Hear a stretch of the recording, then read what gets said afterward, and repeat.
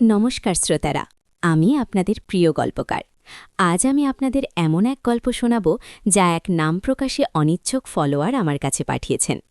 গল্পটা ভীষণভাবে আপনাদের মনে দাগ কাটবে, আমি নিশ্চিত। এই গল্পে আছে তীব্র আবেগ, আছে নিষিদ্ধ ভালো লাগার টানাপোড়ন, আছে এক বাঙালি পরিবারের ভিতরের চাপা কাহিনী। আর হ্যাঁ, যারা আমার ব্যক্তিগত ইমো নম্বর পেতে চান তারা একটু ধৈর্য ধরুন। গল্পের একেবারে শেষ প্রান্তে বা হয়তো কোনো এক ফাঁকি আমি সেই নম্বরটি দেব, তাই পুরো গল্পটি মন দিয়ে শুনুন। দেখবেন আপনারাও সেই অনুভূতির গভীরে ডুব দেবেন। গল্পের শুরুটা হয়েছিল এক শীতের সকালে। কুয়াশার চাদর ভেদ করে সূর্য তখনও পুরোপুরি তার তেজ ছড়াতে পারেনি। এই সময়েই আমাদের গল্পের নায়িকা, বছর 18-র তরুণী রিয়া, তার নতুন পড়ার টিচারের অপেক্ষায় বসেছিল। রিয়া বরাবরই পড়াশোনায় ভালো, কিন্তু অঙ্কের প্রতি তার আগ্রহ তেমন ছিল না। তার বাবা মা, বিশেষ করে মা, এই নিয়ে খুব চিন্তিত ছিলেন। তাই ঠিক করলেন একজন ভালো অঙ্কের টিচার রাখবেন। টিচারের নাম অম্লান, বয়স 30-এর কাছাকাছি, অসম্ভব সুন্দর দেখতে, যেমন ফর্সা তেমনই লম্বা। তার চোখে মুখে এক অদ্ভুত শান্ত দীপ্তি, যা রিয়ার মন কেড়ে নিয়েছিল প্রথম দেখাতেই। অম্লান শুধু দেখতেই সুন্দর ছিলেন না, তার পড়ানোর ধরনও ছিল অসাধারণ। তিনি শুধু অঙ্ক শেখাতেন না, অঙ্কটাকে ভালোবাসতে শেখাতেন। তার প্রতিটি কথায়, প্রতিটি ইশারায় ছিল জ্ঞানের গভীরতা আর এক অন্যরকম আন্তরিকতা। প্রথম কদিন সব ঠিকঠাকই চলছিল। অম্লান আসতেন, রিয়াকে অঙ্ক বোঝাতেন। কিন্তু ধীরে ধীরে রিয়ার মনে এক অদ্ভুত পরিবর্তন আসতে শুরু করল। অম্লানের উপস্থিতি তাকে অন্যরকম এক জগতে নিয়ে যেত। তার ক্লাসে বসে রিয়ার মনে হতো সময় যেন থমকে গেছে। অম্লানের গলার স্বর, তার হাতের স্পর্শ, সবকিছুতেই যেন এক জাদু ছিল। রিয়া বুঝতে পারত না কেন তার বুক এত জোরে ধুকপুক করে অম্লানের দিকে তাকালে। কেন তার মনে হতো অম্লান শুধু তার টিচার নন, তার চেয়েও অনেক বেশি কিছু। অম্লান ও রিয়ার মধ্যে কিছু একটা দেখতে পেতেন। রিয়া শুধু ভালো ছাত্রীই ছিল না, তার মধ্যে এক অসাধারণ বুদ্ধিমত্তা আর সংবেদনশীলতা ছিল। অম্লান রিয়ার চোখে সেই নতুন ভালো লাগার আভাস দেখতে পেতেন, কিন্তু তিনি তা প্রকাশ করতেন না। তিনি জানতেন এই সম্পর্ক কোনো দিকেই এগোতে পারে না। কিন্তু রিয়ার প্রতি তারও এক অজানা টান তৈরি হচ্ছিল। রিয়া যখন তার দিকে তাকিয়ে থাকত, সেই নিষ্পাপ চোখে যখন এক অন্যরকম ভালো লাগার রেশ থাকত, তখন অম্লানেরও বুকের ভেতরটা কেমন করে উঠত। একদিন রিয়ার অঙ্ক নিয়ে খুব সমস্যা হচ্ছিল, সে কিছুতেই বুঝতে পারছিল না। অম্লান ধৈর্য ধরে তাকে বারবার বোঝাচ্ছিলেন। একসময় রিয়া এতটাই বিচলিত হয়ে পড়ল যে তার চোখে জল চলে এলো। অম্লান তা দেখে রিয়ার খুব কাছে চলে এলেন, রিয়ার কাঁধে হাত রাখলেন। সেই স্পর্শ রিয়ার সারা শরীরে বিদ্যুৎ ছড়িয়ে দিল। রিয়া অম্লানের মুখের দিকে তাকাল। অম্লানের চোখেও এক অদ্ভুত আবেগ। রিয়া অনুভব করল এই মুহূর্তটা তাদের দুজনের জন্যই খুব বিশেষ। অম্লান আলতো করে রিয়ার গালে হাত রাখলেন। রিয়া চোখ বুঝল। অম্লানের আঙুলের স্পর্শে তার হৃৎস্পন্দন বেড়ে গেল।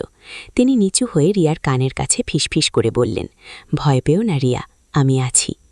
এই আমি আছি কথাটার মধ্যে যে কতখানি নির্ভরতা, কতখানি আশ্রয় ছিল, তা রিয়া সেদিন প্রথম বুঝল।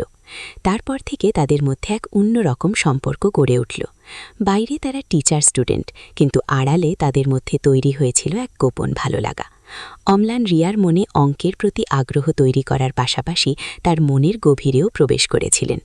রিয়াও বুঝতে পারছিল সে অম্লানের প্রতি কতটা আকৃষ্ট।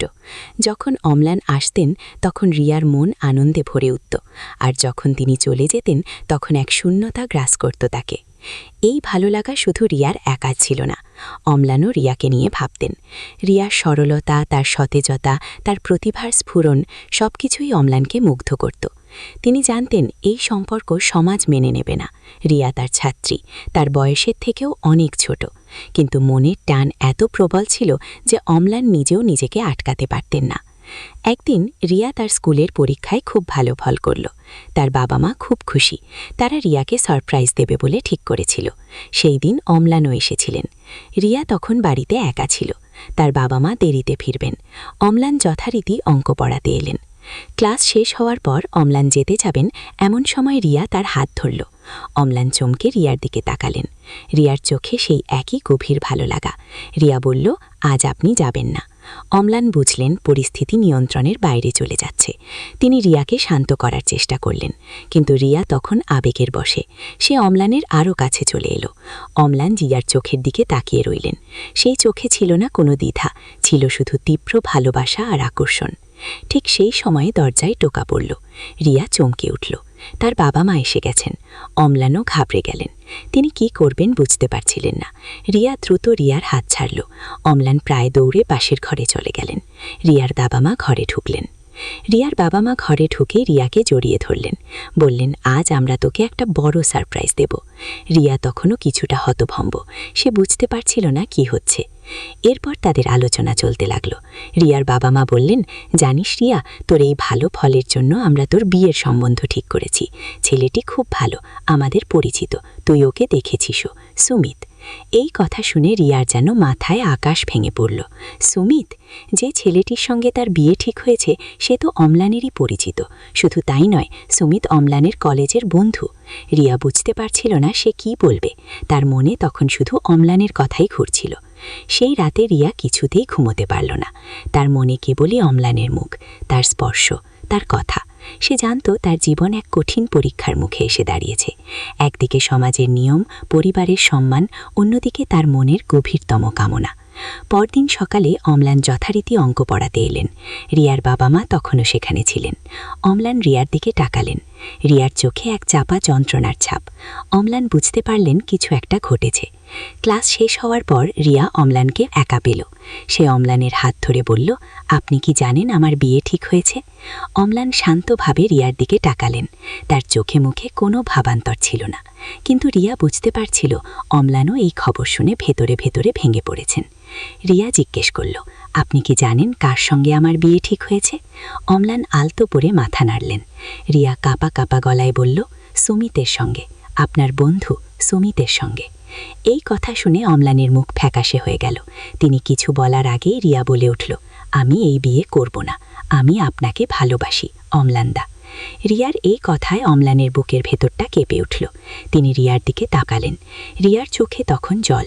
সেই জল অম্লানের হৃদয়ের গভীরে আঘাত করল। তিনি জানতেন এই মুহূর্তে তার যা বলা উচিত তা হয়তো রিয়া শুনতে চাইবে না, কিন্তু তবুও। অম্লান রিয়ার মুখের দিকে তাকিয়ে রইলেন। তার মনে তখন ঝড় বইছে। একদিকে রিয়ার প্রতি তার গভীর টান, অন্যদিকে তার নিজের জীবনের নিয়ম নীতি। তিনি কি করবেন? রিয়ার হাত ধরবেন, নাকি এই সম্পর্ক এখানেই শেষ করে দেবেন? রিয়া তার দিকে তাকিয়ে আছে, তার চোখে এক না বলা আকুতি। অম্লানের মনে তখন এক চরম দ্বন্দ্ব। তিনি কি পারবে এই টানাপোড়েন সহ্য করতে? তিনি কি পারবে রিয়াকে নিজের করে নিতে, নাকি সমাজের ভয়ে, রিয়ার ভবিষ্যতের কথা ভেবে সে এই ভালোবাসা থেকে নিজেকে সরিয়ে নেবে? সেই মুহূর্তে অম্লান কি সিদ্ধান্ত নিলেন? রিয়ার হাত রাখলেন, নাকি তাকে ছেড়ে চলে গেলেন? রিয়ার জীবন কি তবে এক অসমাপ্ত ভালোবাসার গল্প হয়েই থেকে যাবে? এই সব প্রশ্নের উত্তর এই টানটান উত্তেজনার মুহূর্তে আমি এখানেই গল্পটি থামিয়ে দিচ্ছি। যদি আপনারা চান আমি এই গল্পের দ্বিতীয় পর্ব আপনাদের শোনাই, তাহলে অবশ্যই কমেন্ট করে জানান। আর হ্যাঁ, আমার চ্যানেলটি সাবস্ক্রাইব করতে ভুলবেন না। আমার ব্যক্তিগত ইমো নম্বরটি পেতে হলে কমেন্ট করে জানান যে আপনি পরবর্তী পর্ব শুনতে আগ্রহী। যে কজন আগ্রহী হবেন তাদের মধ্যেই আমি একজন ভাগ্যবানকে আমার নম্বরটি দেব। পরের পর্বে থাকবে আরও অনেক রোমাঞ্চকর ঘটনা, আরও অনেক গভীর আবেগ। ততক্ষণ ভালো থাকুন, সুস্থ থাকুন।